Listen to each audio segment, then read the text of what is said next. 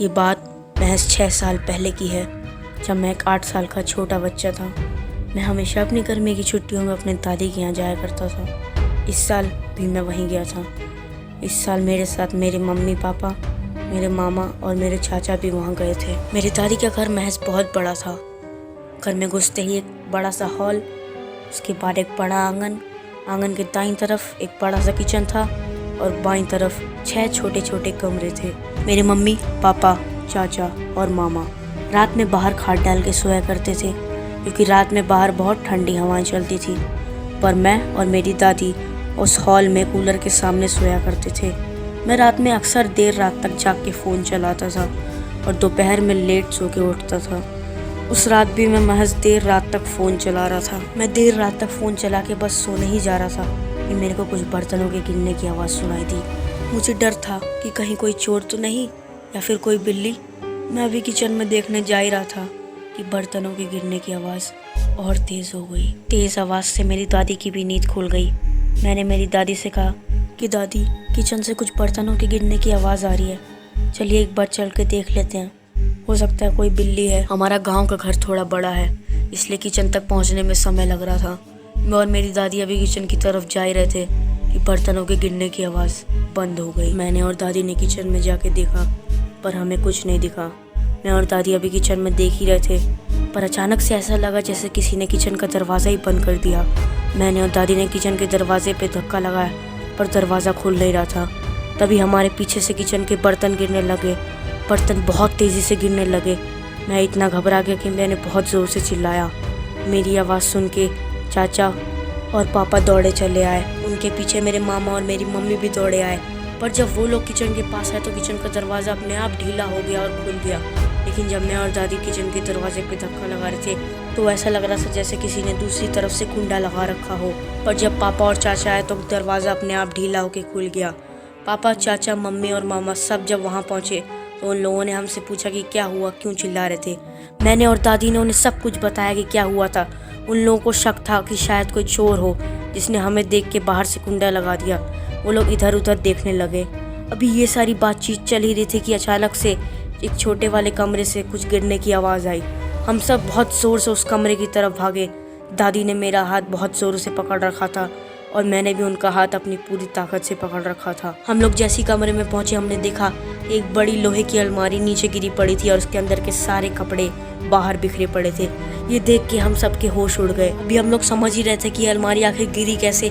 तभी मेरे चाचा को कोई दिखा और उन्होंने कहा, कौन है वो, रुक रुक, कहाँ भाग रहा है। कहते ही मेरे चाचा किचन की तरफ दौड़े।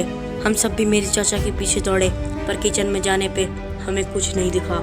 ये सब अभी चल ही रहा था कि मेरी नज़र आंगन के बीचों बीच गई। उसके बाद जो मैंने देखा, मेरी तो रूह ही कांप गई, आवाज़ थम गई, दिल की धड़कनें बढ़ने लगी। मैंने देखा कि एक कटोरी पूरी तरीके से लाल चीज़ से लथपथ थी। जिस चीज़ से वो कटोरी भरी थी, क्या वो लाल पानी था या फिर लाल खून। मैंने उस कटोरी को देख के बहुत ज़ोर से चिल्लाया और सबको उस कटोरी की तरफ इशारा किया। उस कटोरी को देख के सब सहम गए। अब तक सबको लग रहा था कि शायद कोई चोर है, पर अब सब समझ गए थे कि ये किसी चोर का काम हो ही नहीं सकता, ये तो कोई और ही है। मैंने मेरी दादी का हाथ बहुत तेज से पकड़ रखा था। मेरी दादी, मैं और सब गेट की तरफ भागे। घर से बाहर निकल के सब डर से कांप रहे थे। सबके मन में यही था कि अब आगे करना क्या है। तभी मेरी दादी ने बोला, घर से थोड़ा दूर ही एक प्राचीन मंदिर है, वहाँ पे एक बहुत ही महान साधु रहते हैं। वो मंदिर में ही सोते हैं रात को भी, क्यों ना वहीं चल के उनसे ही मदद मांगी जाए। हम सब ने दादी की बात मान ली, क्योंकि उस वक्त वही एक अच्छा रास्ता दिख रहा था। हम सब मंदिर की तरफ बढ़ने लग गए।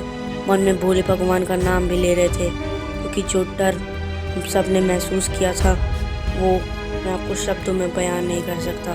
हम सब मन में हर भगवान का नाम लेते हुए डर से कांपते हुए मंदिर की तरफ बढ़ रहे थे। मंदिर में पहुंचते हमने साधु बाबा को सब बता दिया। उन्होंने तुरंत ही थोड़ी देर में पूजा का इंतज़ाम करके मंदिर में ही पूजा चालू की।